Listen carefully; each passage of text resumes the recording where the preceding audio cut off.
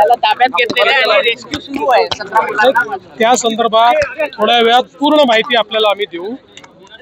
आता मी देखील आपल्या या कार्यक्रमात होतो, त्याच्यामुळे सगळी माहिती आता माझ्याकडे देखील नाही आहे, पण मला फक्त त्याचा मेसेज आलेला आहे, त्यामुळे त्याची सगळी माहिती ती आपल्यापर्यंत लवकरच पोहोचेल।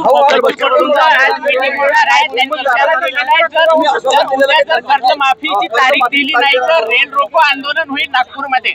असं आहे की आमची चर्चा आहे संध्याकाळी 7 वाजता मी आणि दोन्ही उपमुख्यमंत्री आणि आमचे मंत्री हे आम्ही सगळे त्या ठिकाणी त्यांच्या शिष्टमंडळासोबत चर्चा करणार आहोत आणि चर्चेतनं मार्ग निघत असतात। मी त्यांनाही सांगितलेलं आहे की कोणीच आडमुठी भूमिका घेऊ नये, आपल्याला सगळ्यांना शेतकऱ्यांचं हित बघायचं आहे। आम्ही शेतकऱ्यांच्या हिताच्या बाजूनीच आहोत, त्यामुळे त्यातनं जो काही चांगल्यातला चांगला मार्ग काढता येईल तो काढण्याचा प्रयत्न हा या बैठकीत आम्ही करू। सर, एमसीआयच्या निवडणुकीत आपण शरद पवारांसोबत युती केली आहे, काय म्हणता?